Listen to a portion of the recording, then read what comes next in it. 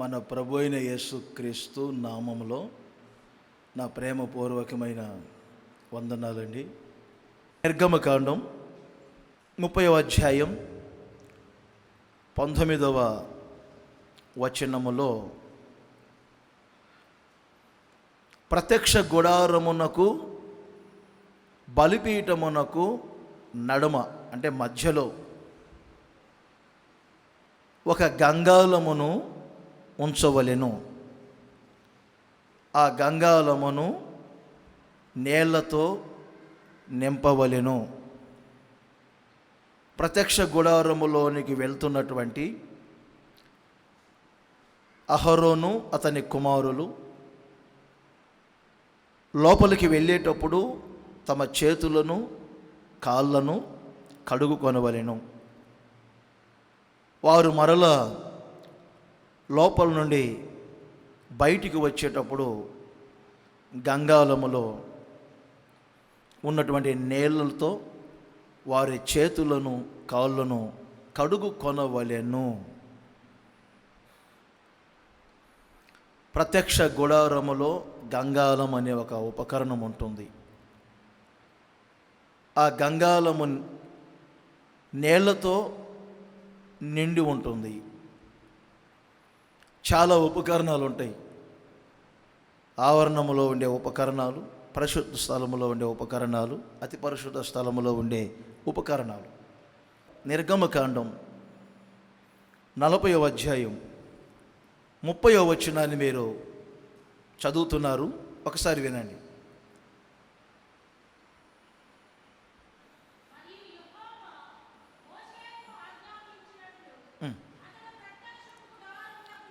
ప్రత్యక్ష గుడారమునకును బలిపీఠమునకు మధ్య గంగాళమును ఉంచి, అది మెయిన్ మీరు నోట్ చేసుకోవాల్సింది.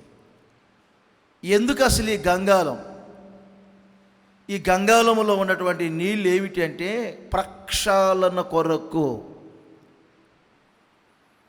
దానికి మరొక అర్థమే చేతులు కాళ్ళు సమస్తము కడుగుకొనుటకు. 30వ అధ్యాయములో 19వ వచనం 20వ వచనం చదివారు మీరు. గంగాళమును నీళ్లతో నింపాలి. ఆ నీళ్లు ఎందుకు ఉపయోగపడుతున్నాయి? ప్రక్షాళన కొరకు. మరొక అర్థం ఏమిటంటే కడగబడుటకు. మనిషి చేతులు కాళ్ళే కాదు, సమస్తము కడగబడుటకు. అలా కడగబడితే కలిగే ఆశీర్వాదాలు ఉన్నాయి. కడగబడకుండా గంగాళమున దాటి వెళ్తే వచ్చే నష్టాలు ఉన్నాయి. పూర్తిగా మీకు రాబోయే రోజుల్లో గంగాళం మీదే ఒక అవగాహన చెప్తాను కలిగేటట్లు. ఐగుప్తు స్త్రీలు దేవుణ్ణి సేవించడానికి వచ్చినప్పుడు వారు ధరించుకున్నటువంటి అద్దముల చేత చేయబడినది గంగాళం. అద్దముల చేత ప్రతి ఉపకరణం తుమ్మకర్రతోనో వెండితోనో ఎత్తడితోనో బంగారముతోనో చేయబడింది. కానీ గంగాళం ఒకటి మాత్రమే కేవలం అద్దములతో చేయబడింది. దాని ఆత్మీయతలు కూడా ఉంటాయి, తర్వాత రోజుల్లో నేను మీకు చెప్తాను. ఎందుకు ఈ గంగాళంలో నీళ్లు? ప్రక్షాళన కొరకు. అంటే కాళ్ళు చేతులు సమస్తము కడుగుకొనుటకు. తప్పనిసరిగా అదొక నియమం. వారు ప్రత్యక్ష గుడారంలో అడుగు పెడుతున్నప్పుడు గంగాళం దగ్గర ఆగాలి. ఆ నీళ్లతో తమ చేతులు కడుక్కోవాలి, కాళ్ళు కడుక్కోవాలి. సేవకు వచ్చినటువంటి యాజకులు ప్రారంభములో ఆ గంగాళములో ఉన్న నీళ్లతో దేహమంతా కడుక్కోవాలి. ఇదొక నియమం. మరి మనం కూడా ఒక గంగాళం అక్కడ పెట్టి అక్కడ ఒక చెంబో బకెటో పెట్టి కాళ్ళు చేతులు కడుక్కొని వెళ్ళమంటే రమ్మంటే చాలామంది కడుక్కుంటారు, వస్తుంటారు. చేతులు కడుగుకొనుట అనేది మత్తయి సువార్త 15వ అధ్యాయము మీరు మొదటి 2 వచనాలు నోట్ చేసుకోండి. అలాగే 19, 20వ వచనం కూడా నోట్ చేసుకోండి. చేతులు కడుగు కొనకుండా యేసు ప్రభువును అనుసరిస్తున్నటువంటి వారు భోజనం చేస్తూ ఉన్నారు. ఈ చేతులు కడుగుకొని నిష్ఠ ప్రకారముగా భోజనం చేసే ఆ తెగవారు యేసు ప్రభుని మాట అడిగారు, మీ సేవకులు పితరుల యొక్క ఆచారాలను ఎందుకు త్రోసివేస్తున్నారు? పితరుల ఆచారం కదా ఇది, చేతులు కడుక్కోవాలి, కాళ్ళు కడుక్కోవాలి, అప్పుడే భోజనం చేయాలి. చేతులు కాళ్ళు కడుక్కోకుండా భోజనం చేయటం ఏంటి?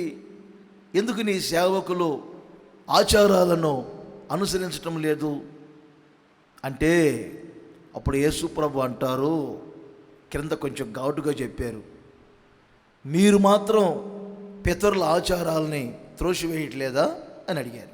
మేమే విషయంలో త్రోసివేస్తున్నాము?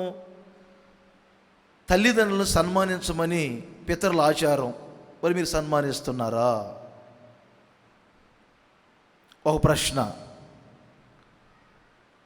రెండవది, హృదయాన్ని ఏమో దూరంగా పెట్టుకొని పెదవులతో స్తోత్రం స్తుతి అని చెప్తున్నారే,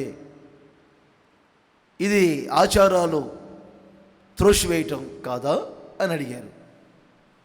ఆ విషయానికి కొంచెం వాళ్ళు నొచ్చుకున్నారు. వాళ్ళకి అలా నొచ్చుకొని అడిగెళ్తున్నారు యేసుప్రభు అని అడిగారు. అప్పుడు యేసుప్రభు అంటారు క్రింద మాటలు, పరలోకమందున్న తండ్రి నాటని ప్రతి మొక్క పెళ్ళగింపబడుతుంది, దాని గురించి మీరు ఏం కంగారు పడబాకండి అని. ఇప్పుడు 19, 20వ వచనం చదవండి. దురాలోచనలు నోట్ చేసుకోండి, నరహత్యలు, వ్యభిచారములు, దొంగతనములు, అబద్ధ సాక్ష్యములు, దేవదూషణలు హృదయములో నుండి వచ్చును, ఇవి మనిషిని అపవిత్రపరచును కానీ. మీకు అర్థమైంది ఇప్పుడు? చూడండి, చేతులు కడుక్కొని భోజనం చేయుట మనిషిని అపవిత్రపరచదు. ఇక్కడ మీరు గమనించాలి, చేతులను కడుగుకొనుట అనే అనుభవాన్ని యేసుక్రీస్తు ఏ కోణంలో చెప్పారంటే, ఒక వ్యక్తి తన హృదయములను కడుగుకోవాలి. చేతులకు అంటే అది మురికి. ఆ మురికితో ఒకవేళ భోజనం చేసినా అది శరీరానికి అంత అపాయమేం కాదు. యేసుప్రభు చెప్పిన మాట, అది అపాయమేం కాదు. కొంచెం మట్టి తిన్నారనుకోండి, అన్నంలో కొంచెం మట్టి గడ్డలు కలుస్తాయి, తిన్నారు, ఏమవుతుంది? అదేం హాని కలుగుతుందా? అది కూడా చెప్పారు యేసుక్రీస్తు, ఆ మర్మం కూడా, అది నేను ఉపయోగించకూడదని, అది మరలా బయటకు వస్తుంది అని చెప్పారు యేసుక్రీస్తు. చేతులు కడుక్కోకుండా భోజనం చేయటం కాదు కానీ ముఖ్యం, అది పెద్ద పాపం అనుకోబాకండి. అసలు అపవిత్రత ఏమిటంటే, అసలు అశుద్ధత ఏమిటంటే, హృదయములో నుండి వస్తున్నాయే ఇదిగో 7 విధములైనటువంటివి. ఈ 7 విధములైనటువంటి స్వభావములన్నీ హృదయములో ఉండకుండా అవి మనుషులో కడగబడాలి. మనుషులో అబద్ధపు సాక్ష్యం రాకుండా అది కడగబడాలి. మనుషులో దొంగతనం అనేది ఉండకుండా అది కడగబడాలి. దేవదూషణ అనేది ఉండకుండా అది కడగబడాలి. భార్యకు బద్ధుడువై ఉన్న నీవు విధి విరుద్ధంగా ప్రవర్తించి వ్యభిచారపు స్వభావంలోనికి వెళ్ళకూడదు. భర్తకు బద్ధురాలవైనున్న భార్యవు విధి విరుద్ధంగా వ్యభిచారపు కార్యక్రమాలకు వెళ్ళకూడదు. అది కడగబడాలి. కడగబడవలసింది హృదయములో ఉన్నటువంటి స్వభావాలు కడగబడాలి. ప్రార్థనా మందిరానికి వస్తున్న ప్రతి ఒక్కరూ గమనించాలి, ఈ చోట ప్రక్షాళన కొరకు గంగాళము ఇవ్వబడింది. ఆ గంగాళములో నీళ్లు నింపబడి ఉన్నవి. ఆ నీళ్ల చేత ప్రక్షాళన జరగాలి, కడగబడాలి, కడగబడాలి, కడుగబడాలి, కడుగబడాలి. నీళ్లను నేను ఎన్నో విధాలుగా పోల్చి మాట్లాడుతున్నాను. నీళ్లు వాక్యానికి సూచన, నీళ్లు యేసు రక్తమునకు సూచన, నీళ్లు పరిశుద్ధాత్మకు సూచన. గంగాళములో ఉన్న నీళ్లు ప్రక్షాళన అంటే గమనించాలి, యేసు రక్తం మనకు ప్రక్షాళన కొరకు ఇవ్వబడింది. 2, వాక్యము మనకు ప్రక్షాళన కొరకు ఇవ్వబడింది. 3, పరిశుద్ధాత్ముడు మనకు ప్రక్షాళన కొరకు ఇవ్వబడ్డారు. ఈ చోటుకు వచ్చే ప్రతి ఒక్కరూ గంగాళములో ఉన్నటువంటి నీళ్లతో పితరుల కాళ్ళు చేతులు కడుగుకున్నట్లుగా ఈ చోటుకు వచ్చిన ప్రతి వారు యేసు రక్తము చేత కడుగబడాలి, వాక్యము చేత ప్రతి క్షణం కడుగబడాలి, ప్రతి క్షణం పరిశుద్ధాత్మ చేత కడుగబడాలి, కడుగబడాలి, కడుగబడాలి, కడుగబడాలి, కడుగబడాలి. ప్రాణ ఆత్మ శరీరములు ప్రతి క్షణం కడుగబడునుగాక. అందుకే యెషయా ప్రవక్త అంటాడు, 1వ అధ్యాయం 15వ వచనములో, మిమ్మును మీరు కడుగుకొనుడి.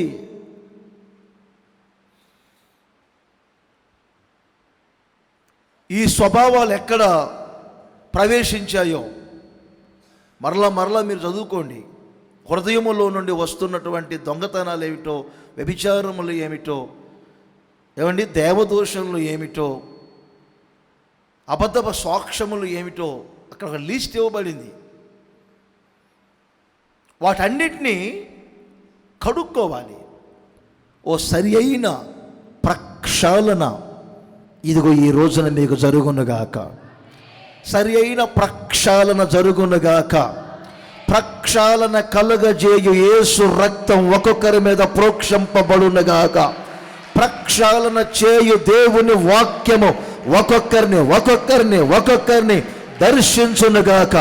ప్రక్షాళన చేయు పరిశుద్ధాత్ముడు ఒక్కొక్కరి మీదకి దిగివచ్చునుగాక, దిగివచ్చునుగాక, దిగివచ్చునుగాక, దిగివచ్చునుగాక, దిగివచ్చునుగాక. ఈ చోట ఒక గంగాళం ఉన్నదనే సంగతి తెలుసుకోవాలి. ప్రక్షాళన కొరకు నీళ్లు నాకు ఇవ్వబడి అని తెలుసుకోవాలి. మీరు ప్రక్షాళన నీళ్లతో నేను కడగబడాలి. ప్రతి ఒక్కరూ కడుగబడాలి. ఏంటండి మనకు కలిగే ఆశీర్వాదాలు అని మీరంటే ఒక 4 విషయాలు మీకు చెప్తాను. ఇందులో నిర్గమకాండములోనే ఇక్కడే 30వ అధ్యాయం 21వ వచనాన్ని నోట్ చేసుకోండి. 30వ అధ్యాయం 21వ వచనం ఇక్కడే వ్రాయబడిన మాట ఏమిటంటే, వారు చావక బ్రతుకున్నట్లు గంగాళము దగ్గర చేతులను కాళ్ళను కడుగుకొనవలెను. చావక బ్రతుకున్నట్లు. లోకస్తులు చావు అంటే భౌతికంగా చనిపోతారు. ఆత్మీయులు చావు అంటే భౌతికంగా చనిపోయిన దాన్ని చావు అనరు. ఆత్మీయులు నిద్ర అంటారు. ప్రభునందు నిద్రించారు, మహిమలో చేర్చబడ్డారు అని చెప్తారు. వీరు ప్రభునందు నిద్రించి మహిమలో చేర్చబడ్డారు. లోకస్తులకి అవి అర్థం కాదు. చనిపోయాడు అంటారు. భౌతికమైనటువంటి మరణం గురించి ఆలోచన చేస్తారు. ఆత్మీయులు భౌతికంగా చనిపోరు, నిద్రిస్తారు. అయితే ఆత్మీయంగా చనిపోతారు. మరోసారి చెప్తున్నా, ఆత్మీయముగా చనిపోతారు. మీకు తెలుసా, పౌలు గారు కొరింథీయులకు రాసిన మొదటి పత్రిక 11వ అధ్యాయంలో 28 నుంచి మీరు గమనించాలి. ఎవడు అయోగ్యముగా ప్రభు యొక్క రొట్టెను తినును లేక ఆయన పాత్రలను త్రాగును వాడు ప్రభు యొక్క శరీరమని గూర్చియు రక్తమును గూర్చియు చూశారండి అపరాధి అగును. కాబట్టి ప్రభు శరీరమని ప్రభు రక్తమని వివేచించాలి. కింద మాటలు అంటారు చూడండి, అందుకే మీలో అనేకులు బలహీనులైపోతున్నారు, రోగులవుతున్నారు. మూడవది నిద్రించుచున్నారు. నిద్రిస్తున్నాం అంటే ఏంటి తెలుసా? ఆత్మ సంబంధంగా మనిషి మత్తులోనికి వెళ్ళిపోయాడు. లోపల ఉన్నటువంటి వేరు కొన్నిసార్లు చచ్చింది. వేరు చనిపోయినప్పుడు శరీరం ఏనండి చెట్టు కొంచెం బాగానే కనపడుతుంది. వేరు లోపల చనిపోయినప్పుడు కూడా చెట్టు 4 రోజులు బాగానే కనపడుతుంది. ఆ తర్వాత ఆకులు పూత కాయలు అన్నీ ఎండిపోతాయి. ఓ చెట్టు వేరు చనిపోతే అలాగే లోపల ఆత్మ చనిపోతే ఏమండి భౌతికంగా కూడా 4 రోజులు ఆరోగ్యంగా ఉన్నట్టుంటాం, కొన్ని రోజులు ఆశీర్వాదాలు ఉన్నట్లుగానే ఉంటాయి. శరీరం ఆరోగ్యం ఉన్నట్లు కనపడుతుంది, చేతి నిండా డబ్బులు ఉన్నట్లు కనపడుతుంది, పిల్లలన్నింటిలో బాగానే ఉన్నట్లు కనపడుతుంది. కానీ రోజు రోజుకి అన్ని భారీ నష్టాలు కలుగుతూ ఉంటాయి. వారిలో నా ప్రార్థనా జీవితం దూరం అవుతుంది, విశ్వాస జీవితం దూరం అవుతుంది, పరిశుద్ధతను పాడు చేసుకునే పరిస్థితులు వస్తాయి. ప్రతిసారి యేసుక్రీస్తు యొక్క వాత్సల్యమును బట్టి మీకు ఎందుకు మానక ఇలాంటి మాటలు చెప్తున్నానంటే, ఆ ప్రమాదములో ఏ ఒక్కరూ పడకూడదని పరిశుద్ధాత్ముడిచ్చే మాటలు ఇవి. ప్రక్షాళన జరిగినప్పుడే వారు చావక బ్రతుకుదురు, వారు చావక బ్రతుకుదురు. ఆత్మ సంబంధంగా ఎప్పుడు మనము బ్రతుకుతూనే ఉండాలి. ఆమేనండి ఒకసారి గట్టిగా. అందుకే ఈ ఆత్మీయులకు ఒక మంచి మాట వ్రాయబడింది, సజీవులు. ఎవరీరు? సజీవులు. అందుకే సజీవులే కదా నిన్ను స్తుతిస్తారు. ఎప్పుడు సజీవుల గుంపులో ఉండాలి మనం, చనిపోయిన గుంపులో ఉండకూడదు. నా ఆత్మ బ్రతుకుతుంది, నేను చావలేదు ఆత్మీయంగా. నేను ఎన్నోసార్లు మీకు ఉదాహరణ చెప్పాను.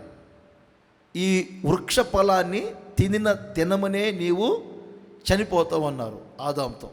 చావలేదు, 900 సంవత్సరాలు బ్రతికాడు. మరి దేవుని మాట అబద్ధమా?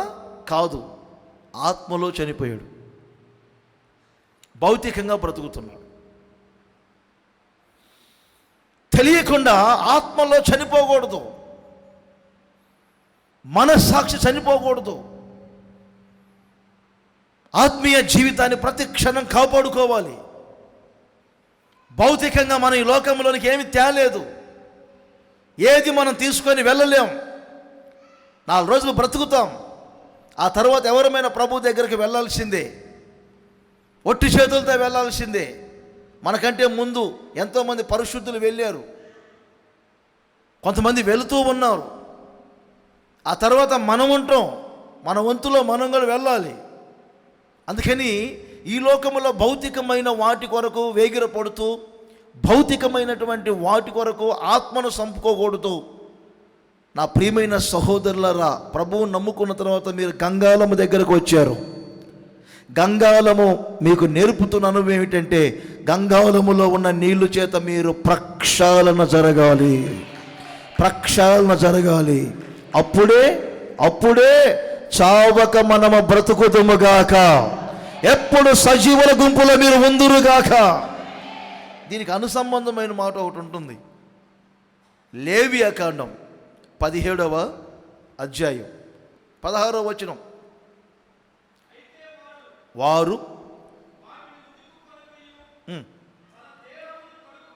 తమ దేహమును కడుగు కొనకయు. చూడండి, వారు తమ దేహమును, తన చేతులను, తన కాళ్ళను కడుగు కొనక ఉండిన ఎడల వారు తమ దోష శిక్షను వారే భరిస్తారు, ఇంకొకరు భరించరు.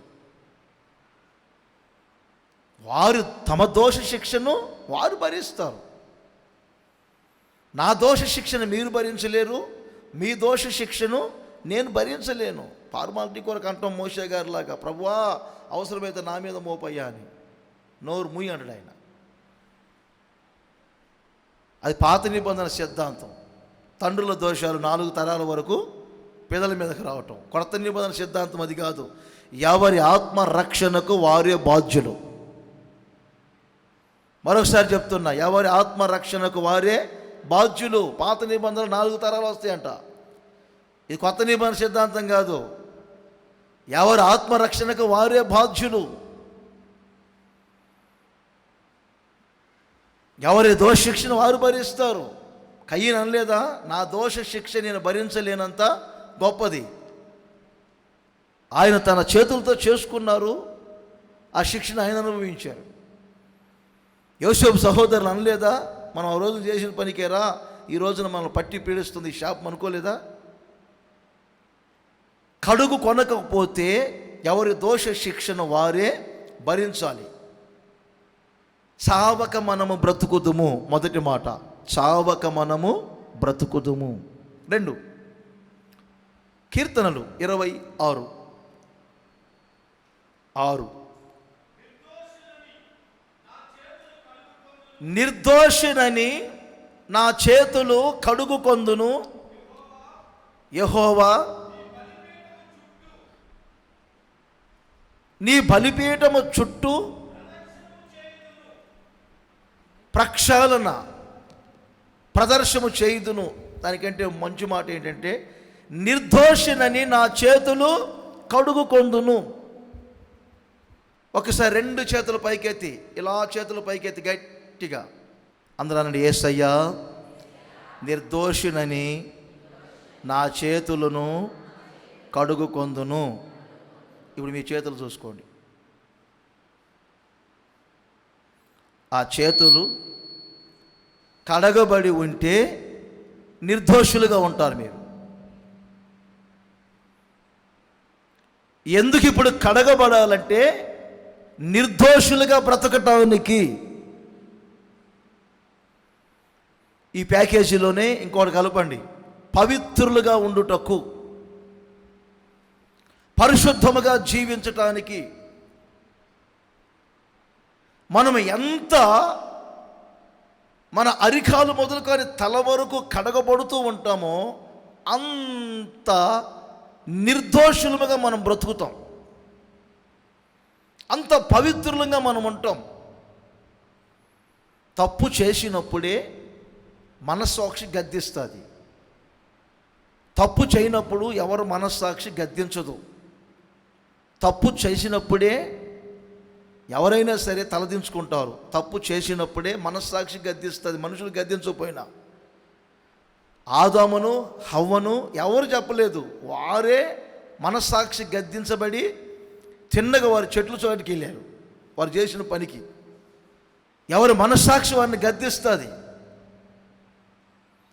51వ కీర్తన దావీదు వ్రాసేటప్పుడు ఆయన చేయకున్నటువంటి తప్పు చేశాడు. ఏం తప్పు చేశాడు? చేయకుండా తప్పు చేశాడు.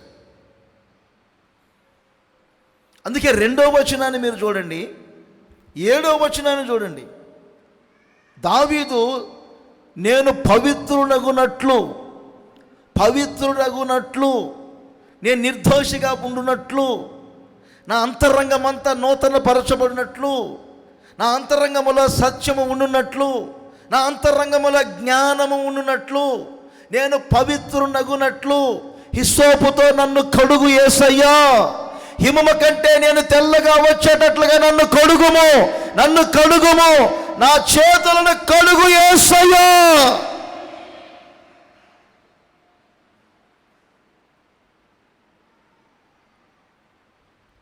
నిరపరాధిని యుద్ధములో చంపించాను.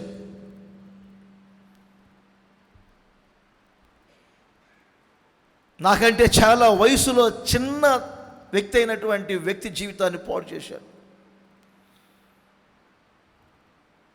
నా చేతులు ఇప్పుడు పాపముతో నిండి ఉన్నాయి. అందుకని హిస్సోపుతో నన్ను కడుగు. ప్రక్షాళన అనేది ఒక ఉంటుంది దేవుని బిడ్డలకి. మరొకసారి చెప్తున్నా, ప్రక్షాళన అనేది ఒకటి ఉంటుంది. ప్రక్షాళన ఎందుకు మనకు పెట్టాడంటే దేవుడు ఆయన రాకడ సమయములో కొన్నిసార్లు తెలిసి తెలియక పొరపాట్లు జరుగుతూ ఉంటే పశ్చాత్తాపం ఒకటి పెట్టాడు. ఆ పశ్చాత్తాప పడి కనికరించబడమని. అందులో క్షమించబడే పాపాలు ఉన్నవి, క్షమింపబడని పాపములు ఉన్నాయి. దేహమునకు వెలుపట ఉండే పాపాలు ఉంటాయి, దేహముతో చేసే పాపాలు ఉంటాయి. పాపాలలో వేరు వేరు భాగాలు ఇవి. దేహమునకు వెలుపట ఉండే పాపాలు చేసుకుంటూ వెళ్తారు కొంతమంది. అది మరణకరము కాని పాపం. దేహముతో చేసే పాపాలు ఉంటాయి, అవి మరణకరమైన పాపం. దేహముతో చేశారు కనుక.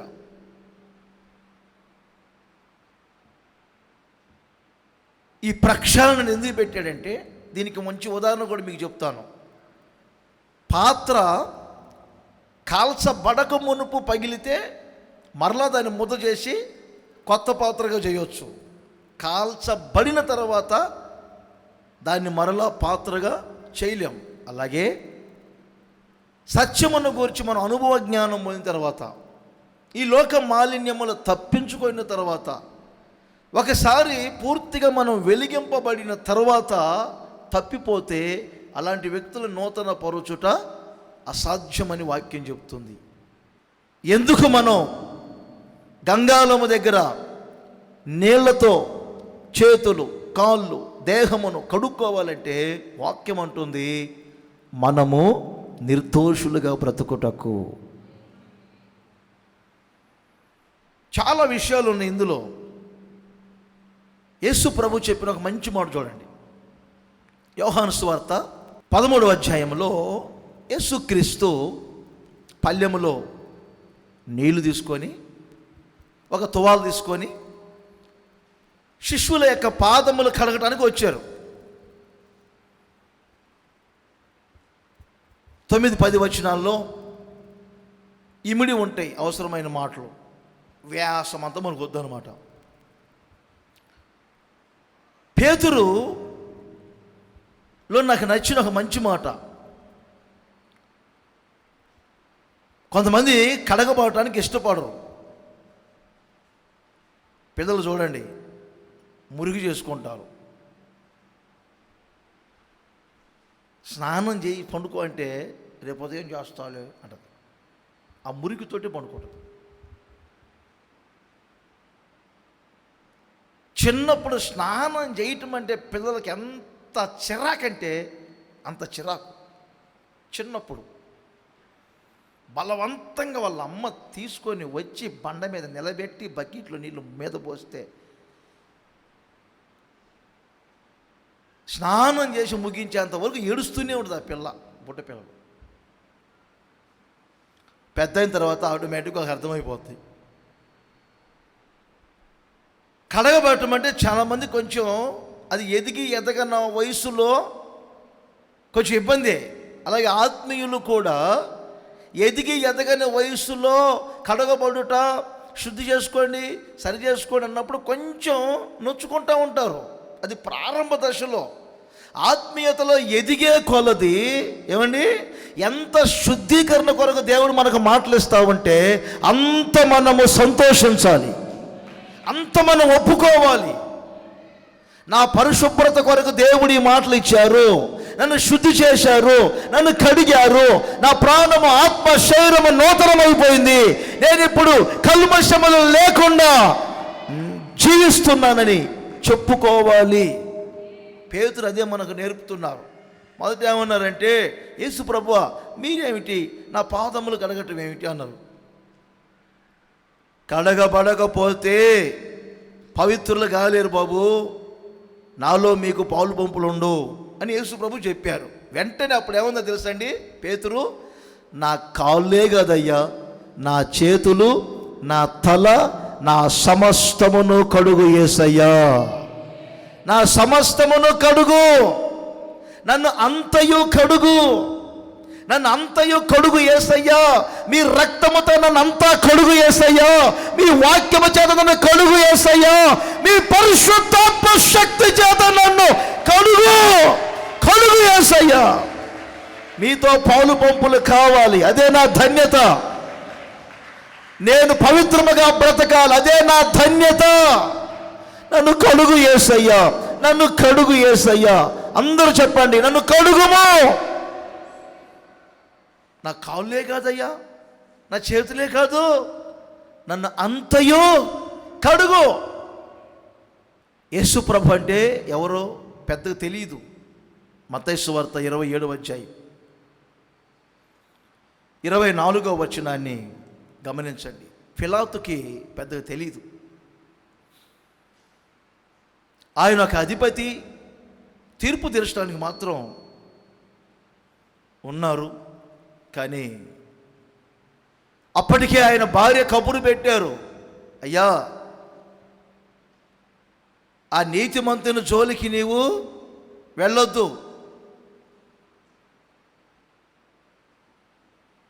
ఊహల్లో, తలంపుల్లో, ఆలోచనలో కూడా ఆ నీతిమంతుడి గురించి నువ్వు వేరుగా మాట్లాడబాకయ్యా, అది మనకు ఆశీర్వాదం కాదు. ఒక పిలాతు భార్య చెప్తున్న మాట.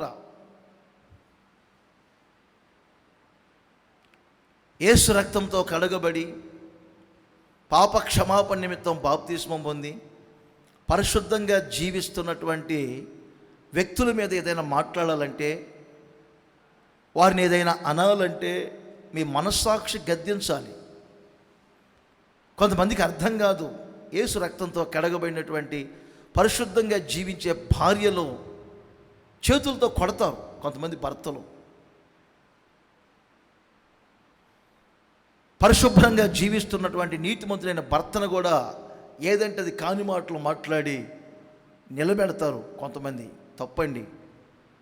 అది కుటుంబ వ్యవస్థలో కానీ, సంఘములో కానీ, సేవకుల మధ్యలో కానీ నీతిమంతుల జోలికి మనం వెళ్ళకూడదు. వెళ్తే అది మనకు ఆశీర్వాదం కాదు. మనం కొని తెచ్చుకున్నట్టు అనవసరంగా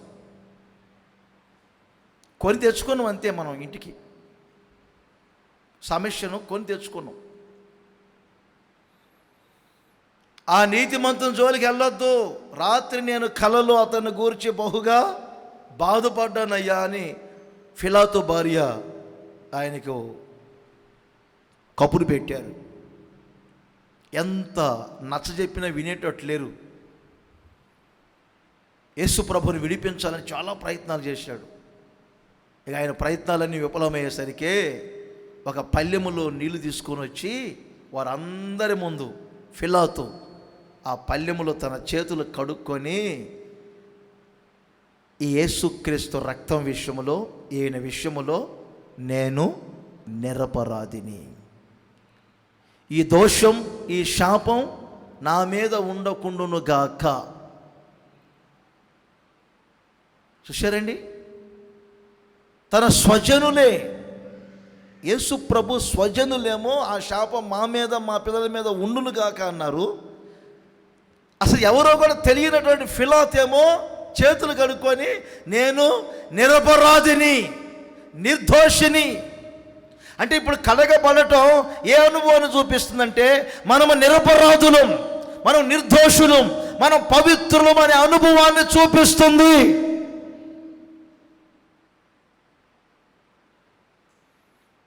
కడుగబడిన ప్రతి చోట నేను నిరపరాధిని,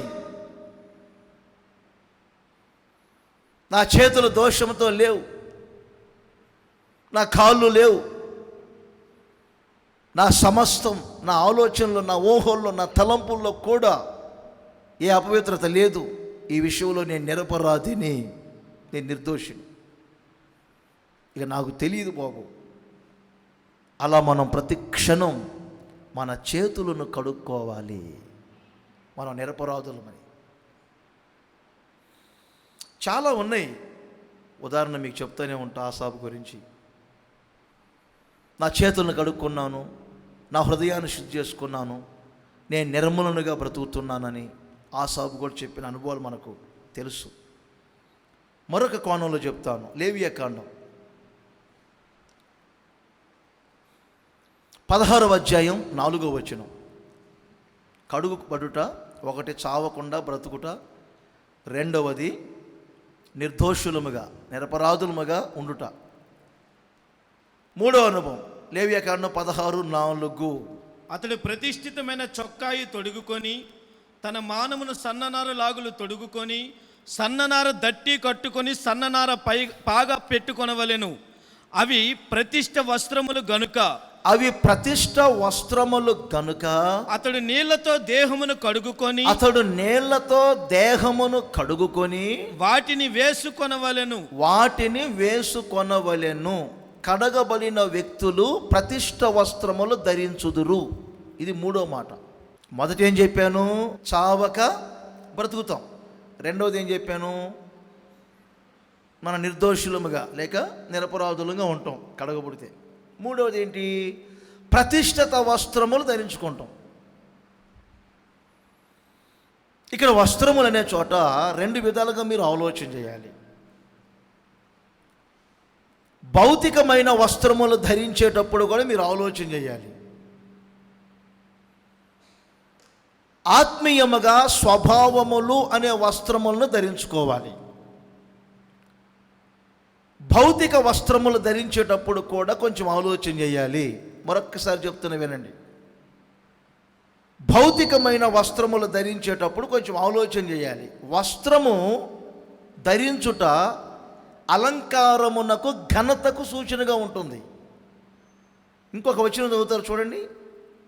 నిర్గమకాండం 28వ అధ్యాయం 2వ వచనం.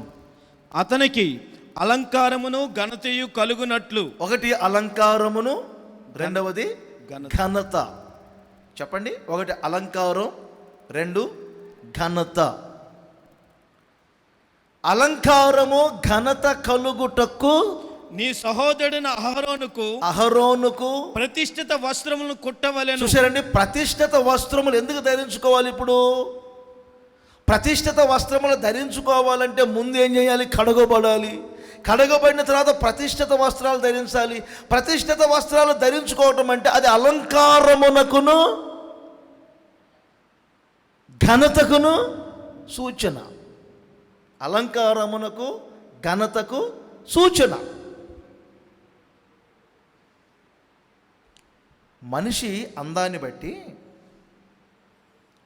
300 రూపాయలు బట్టలు కొట్టుకున్నా అందంగానే ఉంటారు. 3000 రూపాయలు బట్టలు కట్టుకున్నా అందంగానే ఉంటారు. 1,00,000 రూపాయలు బట్టలు ధరించుకున్నా చెప్పండి అందంగానే ఉంటారు. మనిషి పర్సనాలిటీ సరిగ్గా లేకుండా వేరుగా చెప్పట్లా. భౌతికంగా కూడా ఒక మాట చెప్పాలి కదా. మనిషి పర్సనాలిటీ సరిగ్గా లేకుండా, అందసందాలు లేకుండా, విన్నారండి, ఆమె 30,000 రూపాయల బట్టలు కట్టుకున్నా, ఆ వ్యక్తి 30,000 రూపాయల బట్టలు కట్టుకున్నా కానీ వికారంగానే కనపడతాడు. వస్త్రము కాదు మనిషికి అలంకారం, వస్త్రము కాదు మనిషి ఘనత. అతని ప్రతిష్టతే అతనికి ఘనత, అతని ప్రతిష్టతే అతని అలంకారం. చాలామందికి ఈ సంగతులు తెలియక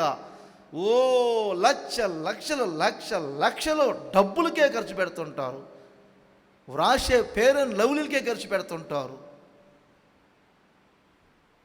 వాళ్ళ డెకరేషన్లకే లక్షలు ఖర్చు పెడుతుంటారు. ఎక్కడ తల వెంట్రుకలు నెరిసిపోయినాయి అని చెప్పి పూసేది కొంత, పెదవులకు వేసేది ఇంకొంత, మొహం ఎక్కడ ముడతలు కనపడుతుందని చెప్పి పూసుకునేది ఇంకొంత, ఉన్న తెల్ల గోర్లు జాలక మరల దానికి వంకాయ కలర్ వేయటం ఇంకొకటి కూడా చెప్పాలి మీకు. ద్వితీయోపదేశకాండం 22 5వ వచనం. స్త్రీ పురుష వేషము వేసుకొనకూడదు. స్త్రీ పురుషుడి వేషం వేసుకోకూడదు. పురుషుడు స్త్రీ వేషమును ధరింపకూడదు. అమెరికాలో భారతీయులు ఉంటారండి. ఆ భారతీయులు ఆ ఫెస్టివల్స్ జరుపుకుంటూ ఉంటారు. జరుపుకునేటప్పుడు భారతీయ సాంప్రదాయ వస్త్రములు ధరించుకొని అగపడతారు. ఎందుకంటే మేము అమెరికా వచ్చిన, ఆస్ట్రేలియాలో ఉన్న, మా భారతదేశపు సాంప్రదాయ వస్త్రాలను నేను మర్చిపోవటం లేదు అని ఆ కాసేపు వారు తెర ముందు కనపడటానికి సాంప్రదాయ వస్త్రాలు ధరించుకుంటారు. ఇంకో మాట చెప్తాను, తల్లిదండ్రులు చెప్తూ ఉంటారు, మా పిల్లలకు మా భారతదేశ సాంప్రదాయాలు పోకూడదని, మరి అదే మేము నేర్పుతున్నామని చెప్తుంటారు. కానీ నేటి క్రైస్తవ జీవితంలో ఏం జరుగుతుందంటే, ఇప్పుడు క్రైస్తవ సాంప్రదాయం పూర్తిగా మారిపోతుంది. క్రైస్తవ ఆత్మీయత పూర్తిగా పాడైపోతుంది. ఏమిటది చూడండి అక్కడ. స్త్రీ పురుష వేషము స్త్రీ పురుష వేషము పురుషుని వేషం వేసుకోకూడదు. ఇప్పుడు చెప్పండి, మగపిల్లలు బొట్టలేదని చెప్పి ఆడపిల్లకు మగ డ్రెస్ వేస్తావా? ఆడపిల్ల బొట్టలేదని చెప్పి జుట్టు పెంచి 2 జల్లు వేస్తావా?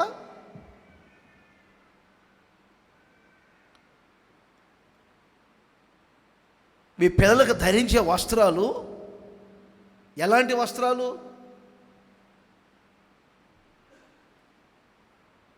క్రాఫ్ట్ విషయంలో కూడా చూస్తుంటా పిల్లలు. నేను కొంతను చూస్తుంటా, నాకు విచిత్రంగా ఉంటుంది. చిన్నప్పుడు ఇలా పెరగలేదు ఈ పిల్లలు, ఇప్పుడేంటి కొంచెం వయసు వచ్చేసరికి ఇలా పెరుగుతున్నారు. ఏంటి క్రాఫ్ట్ ఏంటి, వస్త్రాలు ఏంటి? ఎక్కడ తేడా వస్తుంది? తల్లిదండ్రులు పెంపకంలోనా? మెల్లగా ఉన్నప్పుడే వంచాలి కదా. అలా కాదని మ్రావునైన తర్వాత వంచగలరా మీరు?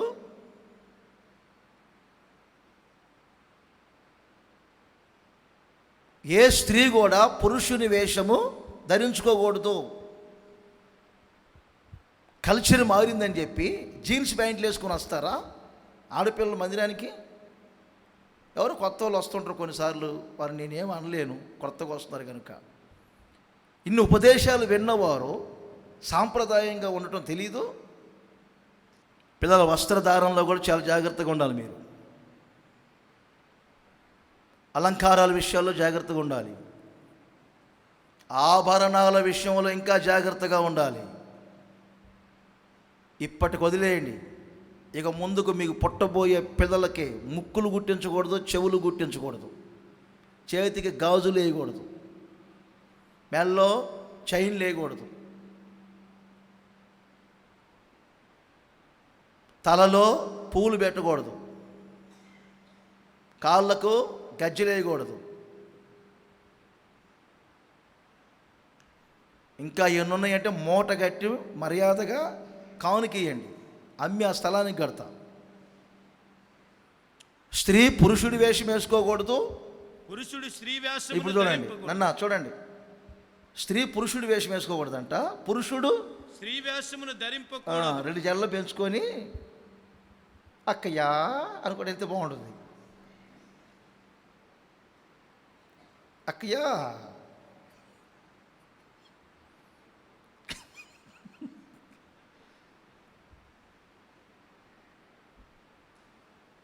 చాలా సంవత్సరాల క్రితం నన్ను ఒకడు అడిగాడు, మీరు స్త్రీలా పురుషులా అని. అటు ఇటు కానులోరా అని చెప్పా. మరి ఏం చెప్పేది? తెలియనోడు అడిగితే చెప్పేవాని సమర్పణ ఎలా ఉంటుందని. అంతా తెలిసి గేలు చేయటానికి.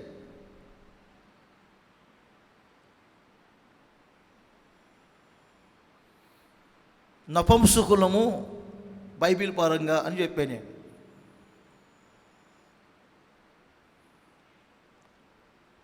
పురుషుడు స్త్రీ బట్టలు ధరించకూడదు. స్త్రీలు చెప్పండి, పురుషులు చూడండి. ఇప్పుడు ఒక్కోసారి నేను కొంతమంది పురుషులు చూస్తుంటా, ఏంటన్నా ఇది కడియం వేస్తున్నారు, కడియం ఏంటి నాకు అర్థం కావట్లా, ఎందుకు నన్న కడియం?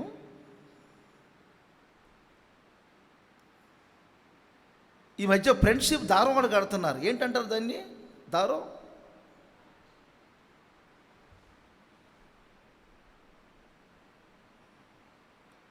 మీ పిల్లల చేతులకి దారాలు కానీ కడియాలు కానీ కనబడి అనుకో.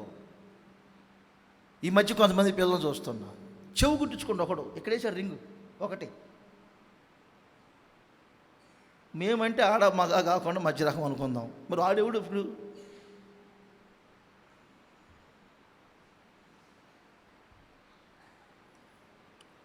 మేము నపుంసకులం కాబట్టి వదిలేద్దాం.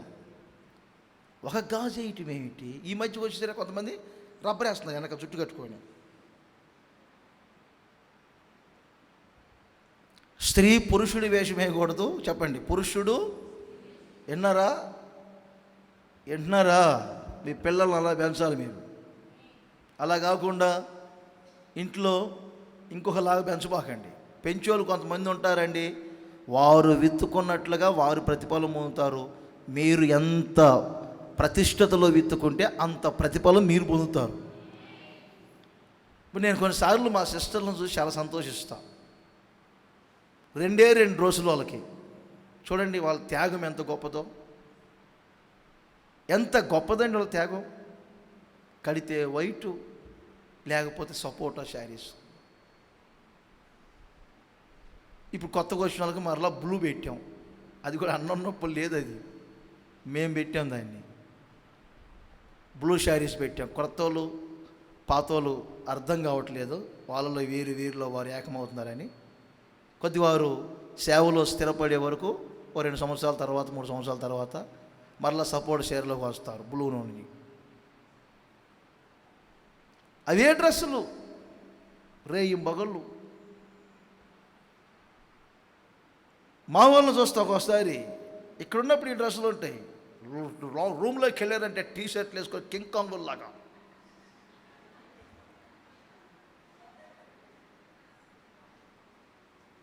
అంటే ఆ పై రూమ్ ముందు రేలు ఉన్నాయి కదా, ఆ రేలు దగ్గర నిలబడతారు ఒక్కోసారి, సీసీ కెమెరాలో కనపడుతుంటారు. నేనేం తెలియక ఎవడురా మనోడు, ఎవడు కాకుండా ఎవడు ఇక్కడ పైకి అనుకుంటా, తీర చూస్తే మనోడు అని. కాదులే, నేరాలు మోపటం కాదు. వీరికి కొంచెం ఫ్రీడమ్ ఉంది.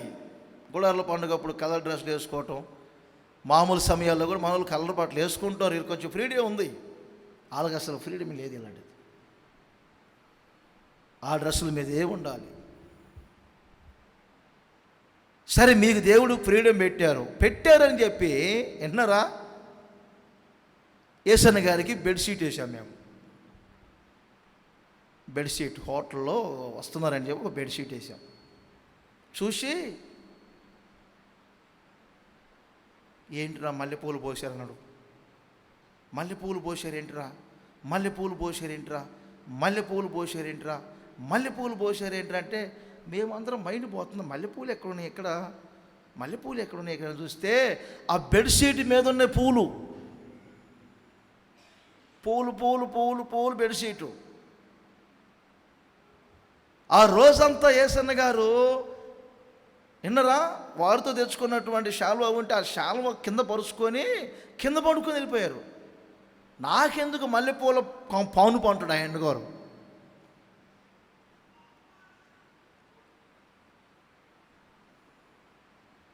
అందుకని ఆ రోజు నుంచి నేను కూడా బెడ్షీట్ వేసుకుంటున్నప్పుడంతా మల్లెపూలు ఉన్నాయో చూసి అవి లేకపోతేనే పరుచుకుంటున్నా. ఒకే ప్లెయిన్ కలర్ ఉన్నది చూసి దాన్ని వేసుకుంటా నేను. కొందరు వేసే వస్త్రాలు చూస్తే అబ్బో మామూలు ఫ్లవర్స్ కాదు, మల్లెపూలేంటి, కనకాంబరాలేంటి, గులాబీ పూలేంటి. అలా అన్నానని నేను వస్త్రాల్లో ఏదో దోషం ఉందో అనుకోను. రాబోయే రోజులు కొంచెం అన్నిటిని గమనించుకుంటూ ఉండాలి. అలా అన్నానని కొంచెం ఫ్లవర్స్ ఉన్నటువంటి శారీస్ కట్టుకోబాకండి, బట్టలు వేసుకోబాకండి అని కాదు. కానీ మనం వేసే ప్రతి వస్త్రములో దేవుని యొక్క అలంకారం కనపడాలి, దేవుని యొక్క ఘనత కనపడాలి. హెజ్కేలు గ్రంథం 44వ అధ్యాయములో 18వ వచనం ఇక్కడ ఏమని రాయబడిందంటే ఒక మంచి మాట, చెమట పుట్టించు వస్త్రములు ధరించకూడదు. చెమట పుట్టించు వస్త్రములు ధరించకూడదు. చెమట, ఇందులో కూడా ఒక ఆత్మీయత ఉందా? చెమటలో కూడా ఒక ఆత్మీయత ఉందా? నిజమే. చెమట అనేది మనిషికి ఎక్కడ ప్రారంభమైందండి? ఆజ్ఞ అతిక్రమించి పాపం చేసినప్పుడే చెమట కార్చి కష్టపడతావు అని ఆదాముతో చెప్పాడు. చెమట ఎక్కడ ప్రారంభమైంది? ఆజ్ఞ అతిక్రమించినప్పుడు. చెమట పుట్టించు వస్త్రములు అంటే ఏమండి? పాపము ప్రవేశించే స్వభావములు, ఆ అలంకారాలు మీ జీవితంలో ఉండకూడదు. పాపము ప్రవేశించే స్వభావం, పాపము ప్రవేశించే ఏమంటే ఆ మనస్తత్వం మీకు రాకూడదు.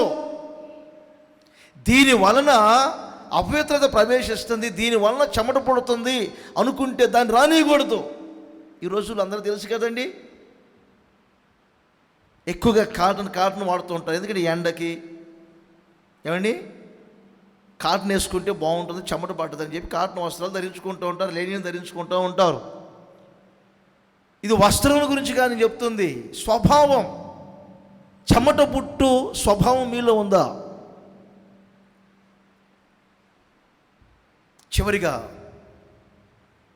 ఒక చిన్న మాట చెప్పి ముగిస్తాను. లేవియా కాండం 22 6వ వచనం. ఇది 4వ స్వభావం. అతడు నీళ్లతో తన దేహమును కడుగుకొను వరకు ప్రతిష్ఠితమైన వాటిని తినకూడదు. అతడు నీళ్లతో తన దేహమును కడుగుకొను వరకు ప్రతిష్ఠితమైన వాటిని తినకూడదు. భుజించు వాటిని, దేహమును నీళ్లతో కడుగుకొని, తన చేతులు కడుక్కొని, పాదములు కడుక్కొని, ప్రతిష్ఠితమైనటువంటి వాటిని మనము భుజించాలి. మనకు ప్రతిష్ఠితమైన ఆహారం ఏమిటి? ప్రతి మొదటి వారం ప్రభు శరీరమును, ప్రభు రక్తమును మనము భుజించి పానం చేస్తున్నాం. అది మనకు ఒక ప్రతిష్ఠితమైన ఆహారం. మోషే ద్వారా మన్నా కురిపించబడిందని వారు చెప్తుంటే యేసయ్య అంటారు, పరలోకము నుండి దిగి వచ్చిన జీవ ఆహారమును నేనే కదా, మీరు నన్ను తినండి, నా శరీరాన్ని భుజించండి, నా రక్తమును పానీయం చేయండి. ఎలా భుజించాలి, ఎలా పానీయం చేయాలి? యేసయ్య రక్తమును, యేసయ్య శరీరమునంటే మీ సమస్తమును కడుగుకొని. చెప్పాను కదండి, కడగబడటం అంటే 7 స్వభావాలు ఉన్నాయి ఇందాక. అబద్ధపు సాక్ష్యాలని, దొంగతనాలని, దేవదూషణలని. ఈ స్వభావములలో ఏది ఉన్నా మీరు కడగబడకుండా ప్రతిష్ఠితమైనటువంటి ప్రభు శరీరములో, రక్తములో పాలు పొందకూడదు. అలా అని మాకు మంచి మనసు లేదు, మాకు విధి విరుద్ధమైనటువంటి స్వభావాలు ఉన్నాయి, మేము పాలు పొందకము అని చెప్పి మనం పాలు పొందకపోతే, ప్రభు శరీరములో, రక్తములో పాలు పొందని వారు ప్రభు రాకడలో ఎత్తబడలేరు. అది చాలా ప్రమాదం. అందుకే మధ్యలో ప్రక్షాళన అనేది పెట్టాడు దేవుడు. యోధాలో దేవుడు చెప్పిన మాట ఆలోచన పుట్టించాడంట. యోధాలో ఆలోచన పుట్టించాడు. ఏమని? యేసుక్రీస్తును అప్పగింపవలన ఆలోచన పుట్టించాడు. ఆ ఆలోచనని తీసివేసుకోకుండా పస్కాలో ఏమండి ప్రవేశించాడు. ఈ పస్కా సందర్భంలోనే వ్రాయబడిన మాటలు ఇవి. యేసుక్రీస్తు ముక్క ముంచి యోధాకి ఇచ్చినప్పుడు ఆ ముక్కను ఆయన పుచ్చుకొని తిరిగి వెళ్తున్నప్పుడట వాక్యం అంటుంది, యోధాలో సాతాను ప్రవేశించెను వ్రాయబడింది. యోధాలో సాతాను ప్రవేశించెను అంటే కడగబడకుండా కార్యక్రమంలో పాలు పొందాడు. అస్సలు పాలు పొందొద్దు. ప్రభు శరీరములో, రక్తములో పాలు పొందాలంటే కడగబడి పరిశుభ్రంగా నా హృదయములో మీరు చెప్పిన ఈ దుర్గుణాలు లేవయ్యా, ఈ స్వభావాలన్నీ ఏమి లేవని కడగబడి పరిశుభ్రంగా మనం ప్రవేశించాలి. ఆ ప్రతిష్ఠితమైన ఆహారమును మనం భుజించేటప్పుడు అలాగున భుజించాలి. మీరు తర్వాత చదువుకోండి. హిజ్కియా పస్కా చేస్తున్నప్పుడు రకరకాలుగా కొంతమంది ప్రవేశించారండి, అంటే పాల్గొన్నారు. కొందరేమో పవిత్ర పరుచు కొనకయే పాలు పొందారు, మరికొంతమంది విధి విరుద్ధంగా పాలు పొందారు, మరికొంతమంది ఏమో కృంగిన మనసుతో పాలు పొందారు, మరికొంతమంది తమ్మును తాము పవిత్ర పరుచుకొని పాలు పొందారు. హిజ్కియా రోజులు జరిగిన పస్కాలో. అందుకే హిజ్కియా చేతులెత్తి ప్రార్థన చేశారు. విధి విరుద్ధంగా పవిత్ర పరుచుకొనక పాలు పొందుతున్నటువంటి వ్యక్తులను చూసి ఆయన చేతులెత్తి ప్రార్థన చేశారు, ప్రభువా వీరందరినీ మీరు ఒక్కసారి పరిశుద్ధపరచునైనా పరిశుద్ధపరచని ప్రార్థన చేస్తే హిజ్కియా ప్రార్థన ఆలకించిన దేవుడు ప్రజలను స్వస్థపరిచెను అని వ్రాయబడింది. అంటే పరిశుద్ధపరిచాడు. 4 కోణాల్లో మీకు చెప్పాను. చేతులు కాళ్ళు మన దేహమంతా కడగబడుట, గంగాళములో ఉన్న నీళ్లు వాక్యమునకు రక్తమునకు ఆత్మకు సూచన అని చెప్పాను. ప్రక్షాళన కొరకే ఇవ్వబడిన ఈ నీళ్ళన్నీ ఏ ఏ విషయాల్లో మనకు ప్రక్షాళన జరగాలి? కడగబడుట వలన చావక బ్రతుకుదుము, నిర్దోషులుగా నిరపరాధులుగా మనం ఉంటాం. ప్రతిష్ఠితమైనటువంటి వస్త్రములు లేక స్వభావములు ధరించుకొని మనం ప్రతిష్ఠతను కాపాడుకుంటాం. 4వది ప్రభు శరీరములో ప్రభు రక్తములో ఆ ప్రతిష్ఠితమైనటువంటి ఆహారమును మనం భుజించడానికి అర్హులముగా మార్చబడతాము.